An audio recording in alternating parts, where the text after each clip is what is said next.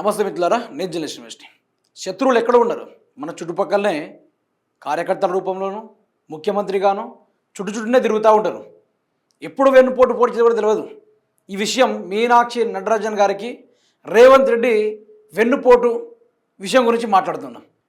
అయితే మీనాక్షి నటరాజన్ గారు పదే పదే రేవంత్ రెడ్డి గారి యొక్క అవినీతి అక్రమాలపై పదే పదే ఢిల్లీకి ఫిర్యాదులు చేస్తున్న అధిష్టానానికి ఈ యొక్క మాటలు మోస్తుందని చెప్పేసి మేడం గారి పైన రేవంత్ రెడ్డి డైరెక్ట్గా వెన్నుపోటు ప్రకటించాడు. ఏ విధంగా అంటే, మీనాక్షి నటరాజన్ గారి రాజ్యసభ నామినేషన్ తిరస్కరణ చేసేలా రేవంత్ రెడ్డి మీనాక్షి నటరాజన్ గారికి పాత కేసు ఉందని చెప్పేసి దాన్ని బయటికి తీసి ఆ రాజ్యసభ నామినేషన్ని తిరస్కరించేలా చేయడానికి రేవంత్ రెడ్డి బీజేపీ వాళ్ళకు లీకులు ఇచ్చిండు. ఇలా ఎందుకు ఇచ్చిండు, దేనికోసం ఇచ్చిండు అనే దానిపైన బాగా వైరల్ అవుతూ ఉంది. అంటే సొంత పార్టీ వాళ్ళని కూడా చూడకుండా ఎందుకు ఇట్లా తొక్కే కార్యక్రమాలు చేస్తూ ఉన్నాడు ముఖ్యమంత్రి రేవంత్ రెడ్డి అనేది చాలా వరకు బాధపడుతున్న తరుణం కూడా చూస్తూ ఉన్నాం. అయితే ముచ్చటేది మిత్రులారా అంటే, మీనాక్షి నటరాజన్ గారు రాజ్యసభగా నామినేషన్ వేయడానికి వెళ్ళారు.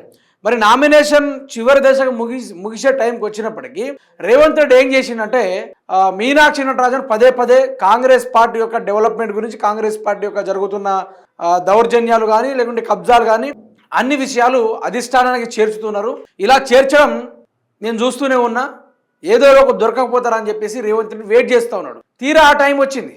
ఆ టైం రాగానే పాత కేసు వెలికి తీసి గౌరవ ముఖ్యమంత్రి రేవంత్ రెడ్డి గారికి బీజేపీ నేతకి ఇవ్వడం జరిగింది. దాంతో ఆయన ఈ యొక్క నామినేషన్ తిరస్కరణ చేసే కార్యక్రమాలు చేసిర్రు.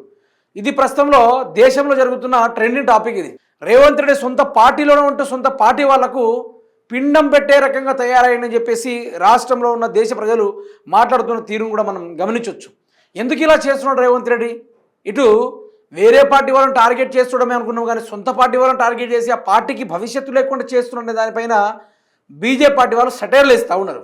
ఇది కాంగ్రెస్ పార్టీ పనితీరు. కాంగ్రెస్ పార్టీలో ఈరోజు రాజ్యసభ నామినేషన్కి వస్తే వాళ్ళ పార్టీ వాళ్ళే నాకు ఈ లీకులు ఇచ్చిర్రు అంటే వాళ్ళకు వాళ్ళే గోతులు తీసుకుంటున్నారు, వాళ్ళకు వాళ్ళే రాజకీయంగా అంతమే పోతున్నారని చెప్పేసి ఓ బీజేపీ నేత మాట్లాడిండు. ఆయన పేరే బీజేపీ మంత్రి కైలాష్ విజయవర్గీయ. సంచలన వ్యాఖ్యలు. తెలంగాణ కాంగ్రెస్ అధికారంలో ఉంది, ఆమెపై ఉన్న కేసుకు సంబంధించిన పత్రాలు మాకు ఇచ్చింది ఎవరని మాట్లాడుతున్నాడు. ఆయన మాటలోనే ఒకసారి మనం విందాం.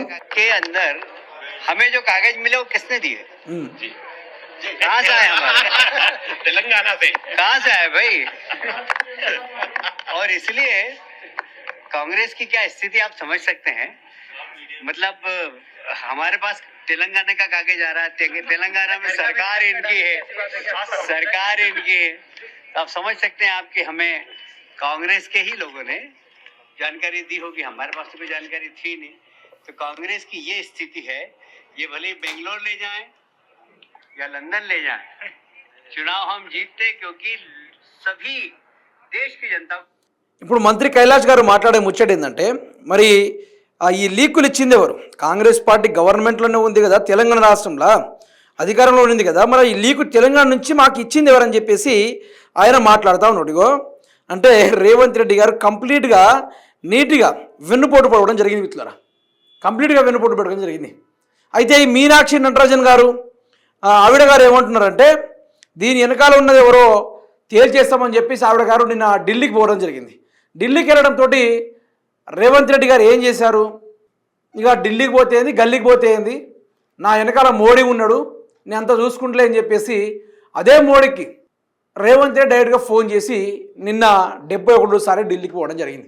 మరి ముఖ్యమంత్రి ఢిల్లీకి దేనికి పోయినంటే, రాహుల్ గాంధీ, మీనాక్షి నటరాజన్ ప్లస్ రేవంత్ రెడ్డి ముగ్గురు కలిసి ఓ డిస్కషన్కి వచ్చారు. ఎందుకు ఇలా చేస్తున్నావు రేవంత్ రెడ్డి అని చెప్పేసి. ఈ విధంగా ఈ లీకులు ఇచ్చింది ఎవడు? తెలంగాణ రాష్ట్రంలో నువ్వు ముఖ్యమంత్రిగా ఉండవు. తెలంగాణ నుంచి బీజేపీ కేంద్ర కైలాష్ మంత్రికి ఈ యొక్క లేఖ ఎట్లా చేరింది, ఈ కేసు ముచ్చట ఆయన హ్యాండ్ ఓవర్లు ఎట్లా పోయింది, ఎవరిచ్చిర్రని చెప్పేసి రాహుల్ గాంధీ నిన్న జరిగిన ఇదే 2 గంటల పంచాయతీ. దాంతో మీనాక్షి నటరాజన్ గారు ఏమని చెప్పారంటే, రేపు ఉదయం 11:30 గంటలకు ఢిల్లీలో ఏఐసిసి అత్యవసర సమావేశం, అందుకని నిన్న ముందుగానే పిలిపించుకున్నారు వీళ్ళకి. మీనాక్షి నటరాజన్ రాజ్యసభ నామినేషన్ తిరస్కరణ గురైన నేపథ్యంలో భేటీకి ప్రాధాన్యత. ఈ సమావేశానికి పార్టీ ప్రధాన కార్యదర్శులు, ఇన్ఛార్జీలు, పిసిసి అధ్యక్షులు హాజరు కావాలని అధిష్టానం ఆదేశాలు చేసింది. సర్క్యులర్ జారీ చేసిన పార్టీ ప్రధాన కార్యదర్శి కేసీ వేణుగోపాల్ గారు మాట్లాడడం కూడా జరిగింది మిత్రులారా. అయితే ఈ దీని వెనకాల అసలు కారణం ఏందో ఇప్పుడు చెప్తా వినండి. మీనాక్షి నటరాజన్పై రేవంత్ రెడ్డి కుట్ర. తన పాలన వైఫల్యాలపై ఢిల్లీ అధిష్టానానికి తరచూ రిపోర్ట్ పంపిస్తూ తన పెత్తనానికి బ్రేక్ వేసిందని మీనాక్షి నటరాజన్పై రేవంత్ రెడ్డి గారు కుట్ర చేశారు. ఎన్నికల నామినేషన్ ముగిసే సమయానికి మీనాక్షి నటరాజన్పై నమోదైన పాత కేసు వివరాలను అందజేసి బీజేపీ నాయకులతో కేసు వేయించి నామినేషన్ తిరస్కరణకు పక్కా ప్లాన్ వేసిన రేవంత్ రెడ్డి గారు. దీంతో మధ్యప్రదేశ్ రాజ్యసభ సీటు బీజేపీకి లైన్ క్లియర్. ఇప్పుడు బీజేపీ పార్టీకి పెద్ద సమస్య ఉందనుకోండి, చాలా పెద్ద సమస్య. ఇంక్లూడింగ్ నరేంద్ర మోడీ కానీ మిగతా రాష్ట్రంలో ఉన్న ఇంటెలిజెన్స్ కానీ ఏది కూడా ఆ సమస్యని సాల్వ్ చేయలేన్న సిచ్యువేషన్లో ఒక యుగ పురుషుడు బయటికి వెళ్తాడు. అయితే ఆ యుగ పురుషుడు చాలా వరకు ఆ పేరు బయట పెట్టలేదు. మళ్ళా ఇప్పుడు కాంగ్రెస్లో ఉంటూ కాంగ్రెస్లో నడిపిస్తూ ఆయన ఏం చేస్తున్నాడంటే రేవంత్ రెడ్డి గారు డైరెక్ట్గా బీజేపీ వాళ్ళకి అక్కడ కోవర్ట్గా పనిచేస్తూ ఉన్నాడు.